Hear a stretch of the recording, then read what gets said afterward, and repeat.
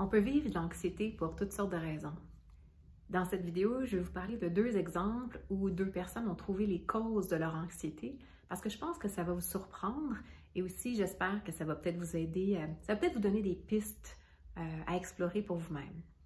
Donc le premier exemple, c'est un homme qui n'a jamais vécu d'anxiété et là, ça fait 6 mois qu'il vit beaucoup d'anxiété tous les jours. Un jour, il rentre à la maison et il trouve sa femme au lit avec un homme qu'il connaît.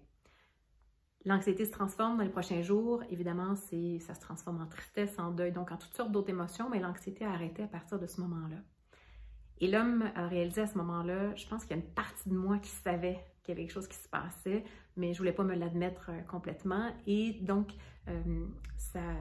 son impression, c'était que son anxiété avait été liée au fait qu'il y a une partie de lui qui savait. On pourrait dire que son corps savait, mais que sa conscience ne l'avait pas encore admis.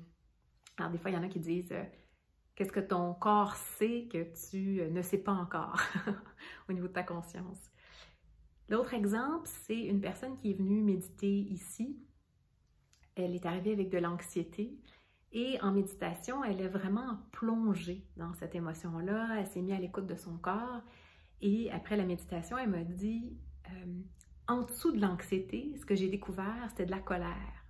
Alors, il y avait comme ce grondement de colère qui était là, que peut-être que je ne voulais pas voir, et donc ça causait en surface les vagues que je percevais comme de l'anxiété.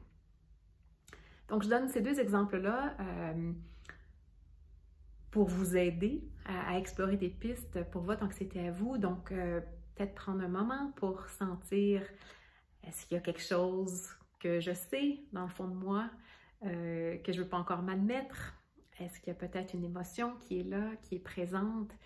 Ça vaut la peine de s'y pencher, d'écrire dans un journal, de méditer, puis peut-être il y a des réponses qui vont vous venir et sinon, ben, ça viendra quand c'est le temps. Voilà, je voulais juste partager ces 2 exemples avec vous. Je m'appelle Laurence Mercier, je suis enseignante de méditation et conférencière. À la prochaine!